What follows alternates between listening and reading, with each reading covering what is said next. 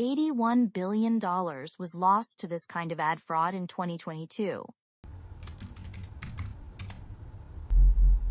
Hello guys, welcome to this episode of our podcast. I'm Leo. And this is Sophia. Today we're doing something a little different. Usually we take a stack of articles, maybe a book or two, and we try to make sense of the news. But today I feel like we're peeling back the wallpaper of the internet to see what's actually scuttling around behind the drywall. That's a good way to put it. We have a document on the desk, the Dead Internet Theory research report, and honestly, it reads less like a tech analysis and more like a classified briefing you'd find in a burn bag at the Pentagon. It really does. It's dense. It's unnerving. And it proposes something that, well, it sounds insane until you actually look at the data. The report calls it a catastrophic ontological shift. Ontological shift, okay? That's a heavy phrase to drop right at the start. It is, but it's really the only way to describe what they're getting at. Ontology it's the study of being, of existence. So when we talk about an ontological shift in the internet, we're saying that the fundamental nature of what the internet has changed. Okay. For 30 years, we've operated on the assumption that the web is a network of people connecting with other people. You know, a messy, chaotic human playground. Sure. I post a tweet.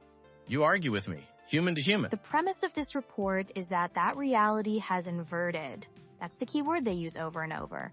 The inversion. The theory is that the human internet, the one we think we're using, is effectively dead. It's been replaced by this zombie network where automated agents are endlessly interacting with other automated agents. And we're just, ghosts in the machine? We, the actual biological humans, are just drifting through the wreckage. It's the empty internet idea, but it's worse.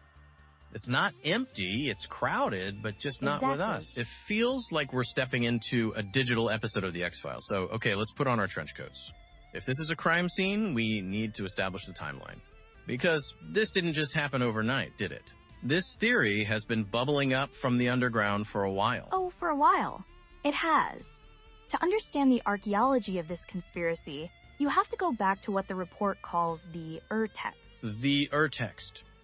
The origin story. The document that started it all, January 2021. A weird time for everyone, to put it mildly. The height of the pandemic, right? Everyone is locked inside, glued to their screens, and on a very fringe, very niche forum called Agora Road's Macintosh Mac Cafe. forum. Yeah, a place usually reserved for, retro tech enthusiasts. A user named Illuminatiporate drops a thread. Illuminatiporate. You can make that out. That's perfect. It is. And the thread title was just blunt. Dead Internet Theory. Most of the internet is fake. Wow, that's a stark statement. Most of the internet is fake. In 2021, that must have sounded like pure paranoia. What was their evidence? Was it technical data, packet sniffing? And that's the fascinating part. It wasn't code. It was phenomenological. Phenomenological. So, based on experience, a feeling. It was about the vibe. Illuminatiporate was describing this feeling of sterility. They argued that, compared to the chaotic, vibrant, slightly dangerous internet of, say, 2007, the internet of 2021 felt staged. I think I know what they meant. You know that feeling when you scroll through Twitter or Reddit for an hour, and at the end of it, you realize you haven't actually seen anything new? It's just the same 5 memes, the same recycled arguments, the same jokes repackaged over and over. That's it. Exactly. They called it stagnant cultural water. Illuminatiporate pointed out that despite the user numbers supposedly skyrocketing, there were no new distinct personalities. It was just a feedback loop. They wrote, and I'm quoting here, "I've seen the same threads, the same pics, and the same replies reposted over and over across the years." So the theory starts with this gut check, this sense that the room is quiet, even though there's a ton of noise, but surely they had a reason why this is where the conspiracy hat comes in. Right. This is what the report identifies as the conspiracy thesis. Illuminatiporate didn't think this was just some algorithmic accident. They proposed a setup. They claimed that a huge proportion of the content online was actually being generated by AI. Wait a minute. Hold on. This is January 2021. ChatGPT didn't launch publicly until late 2022. Which makes the claim incredibly prescient. It's wild. They were calling the AI boom before the public even knew what a large language model was. So what was the why? Why would someone do this? Their thesis, the why, was darker. They believed it was a coordinated effort by government agencies and corporate oligarchies. They called it AI-powered gaslighting. The idea being that if you control the bots, you control the conversation. You can make any idea seem popular. Precisely.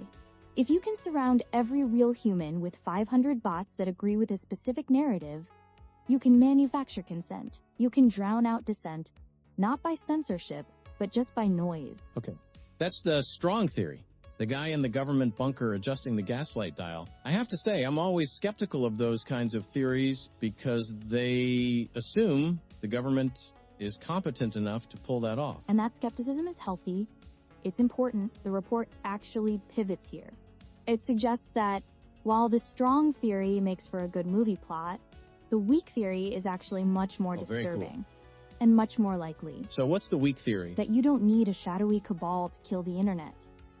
Capitalist efficiency will do it for you. Ah, the invisible hand is strangling us, of course. In September 2021, The Atlantic published an article by Caitlin Tiffany. The title was, "Maybe You Missed It, but the internet died 5 years ago." So she took this fringe theory mainstream. Completely. And she stripped away the Illuminati stuff and just looked at the incentives. If you are a platform like Facebook or X, what do you need? What's your primary driver? Growth. You need growth. You need engagement. You need to show advertisers that millions of eyeballs are looking at their ads. Exactly. And human beings are messy. They sleep, they get bored, they churn, they leave. Bots don't. They're the perfect user. The weak theory argues that platforms turned a blind eye, or maybe even encouraged bot proliferation because it inflated their metrics. It created a Potemkin internet. Potemkin. That's a reference to Grigory Potemkin, right? The Russian guy who supposedly built fake cardboard villages to impress Catherine the Great as she toured the Crimea. That's the one. A facade designed to look impressive but lacking any substance behind it. The theory argues that our modern internet is a Potemkin village built to impress advertisers. It looks massive and active, but behind the scenes, it's substantively hollow. And just to cap off this whole origin section, we have to mention the admission, the smoking gun quote from the architect himself. Sam Altman, CEO of OpenAI. In 2024, he just casually tweeted it out.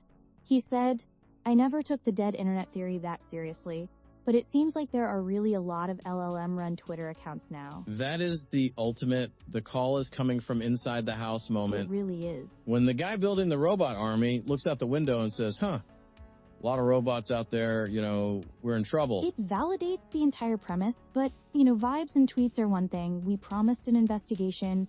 We need some hard data. All right. Let's open the classified section of the report, part 2, the smoking gun, because there was a report, a big one, released in 2024 by Immersion that actually put a number on this, right? He did. And the number is, it's the tipping point. According to the Immersion Bad Bot Report, as of 2024, nearly half, 49.6% of all global internet traffic was non-human. Okay, stop. Let's just let that hang in the air for a second. 49.6%. That is basically a coin flip. It's a coin flip. So if I send a signal out onto the web, there is a 50-50 chance it is received by a machine, not a person. We are statistically threatened with minority status in our own digital home. And before you ask, no, this isn't just helpful Google crawlers indexing pages for us. That was going to be my question. Aren't some bots good? Don't we need them? Some are, sure. But the report breaks it down.